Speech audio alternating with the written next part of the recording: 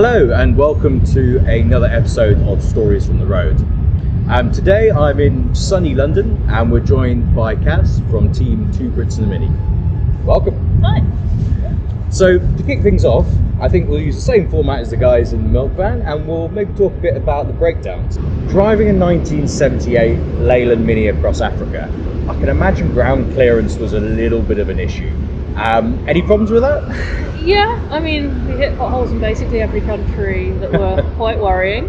Tyres did amazingly well, but we did lose a fuel line at one point, grinding it on the bottom of the road. And we'd already been having a bit of a day where we'd got lost in central Malawi, road closures and stuff sent us miles off course. We called up the place we were meant to be staying and told them, we're going to be a little bit late, and sort of doing. They were really helpful, told us where to go, great. And then we started overheating in the middle of a national park. So then we were very late, and then our headlights broke. So they started sending out a search party because we couldn't contact them, didn't have any phone signal. Nice of them to come and look for you, though. They were amazing. But then we somehow managed to miss all of their search parties. Got right to the end of the driveway up to the lodge, and the ground clearance on it was pretty terrible. And we managed to shear a fuel line, which we worked out about a minute later when suddenly everything stopped. We had to hitchhike with a random passing biker up the top with one of us, while the other one stayed with the vehicle, and then get towed in by the lovely crew that worked there, who luckily had a classic car garage on site. These are the guys at Rafiki Safari. Yes, yeah, yes. Rafiki, they were really lovely. They're amazing people. I heard good things about these guys. Yeah, I managed to fix it up all the next day, and they're like, well, you know, fuel line's not an issue, it's only a little tear, we can fix that, no worries, but you're going to struggle putting any fuel in there because there is no fuel in northern Malawi. I'm like, oh, it's fine, we've got some on the roof for this exact thing. Always a good idea to bring jerry cans. Yes. Top tip. Yes.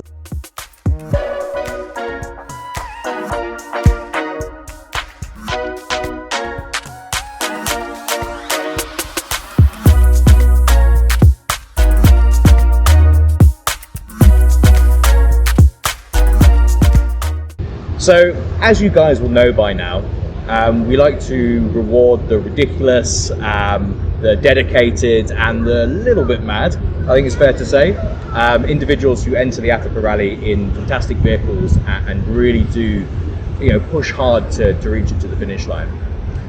You'll already know, or may already know, that the Mini was awarded our Golden Pineapple Award for this reason. And you may also be aware that the Mini is still in Dar es Salaam in Tanzania.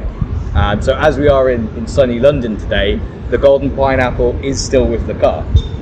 However, I couldn't do a Stories from the Road segment without at least a token of this Golden Pineapple to give to Team Two Brits in the Mini and Kaz here today. So here is your Golden Pineapple.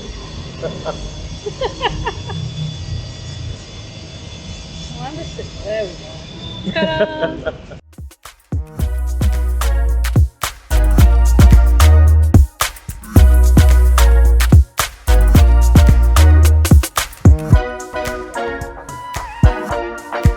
Sounds like you made a lot of new friends, a lot of people willing to help, would it be fair to say? Yeah, it was amazing. Every single time we'd sort of break down or have an issue or just arrive and not really know what we're doing, people were so friendly on the whole route. We didn't have too many issues with the police, like bystanders. The other people on the rally were really helpful and we were with them. We were quite slow, we lost them quite early on, but once we lost them, we always managed to find anyone and anywhere that would be willing to help us. Language is a little bit of a problem, but we managed to find some really amazing people who could sort of help us, and would give us off their phone numbers, so if we got in trouble further on before we found the next person, we could call them. That's a good shout. So that was nice. So you were awarded the Golden Pineapple Award for a very valiant effort in the Mini during the Africa Rally 2023. Would you ever be considered to come back and do it again? Yeah, so hopefully I'll actually finish it this time, but I've actually already entered for the next rally.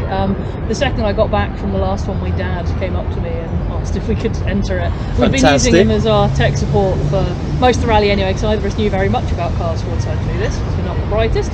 And we've been calling him up with all of our tech issues, and they've got quite jealous. So I see. We're currently searching for a car, and we'll be back again next year. We've heard that Kaz is going to be back next year. We've heard her new teammate is of course going to be her father. I think it's about time we meet the man himself. Nice to see you all.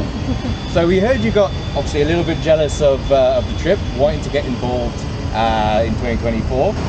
What was the moment where you decided, actually, I need to be out here, I need to be experiencing this level of Africa myself? I suppose I followed Caroline quite closely all the way through the trip.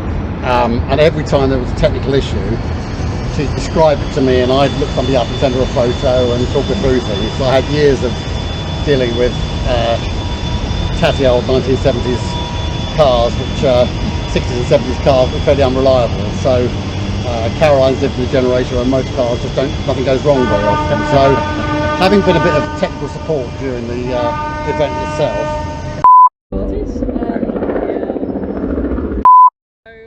And we probably won't be in the Mini, so we're still looking for a new car. For backup through most of the race. He's had a lot of dodgy old bangers and knows more about repairing stuff. Top tip, don't try and film anything in central London. Yeah. So it turns out trying to film any sort of segment in central London with ambulances, helicopters, barge horns, drilling, construction traffic and everything else is quite difficult. So we have resorted to just heading to the pub and waiting for all that to blow over while continuing our chat here. So now that we know that Kaz is going to be entering again next year, I think it's about time that we met the man himself, her father, who will also be joining for next year's Africa Rally. Welcome. Cheers. Cheers. Hello. So, at what point did you decide that you wanted to take part in the Africa Rally? Throughout Caroline's time earlier this year, I tracked her on Facebook and other posts and kept up in touch with WhatsApp. And every now and then I get this urgent message saying something had gone wrong, and I'd send her a little picture explaining what 1970s fuse actually looked like in an old car. Yep. And therefore what wire lights weren't working, and I just followed her all the time, and followed her adventures, her successes and her failures, and thought she's having such a wonderful time, and what she really needs is a competent, knowledgeable co-driver to help her out. So within days of her coming back, I said, well, let's try these for next year, and we're going to start making it for a slightly more sensible, reliable car that might actually have a chance of doing the whole distance. Yep. Yeah. Probably got my eye on various classic Fords, having had a couple of 1960s Fords in my day. I thought with something that I know, something's reliable, something that's having electronics, Something familiar. something hopefully that won't break down. If it does break down, we've actually got the means to fix it ourselves. So I'm really looking forward to it. Got our name in, we've got together a team.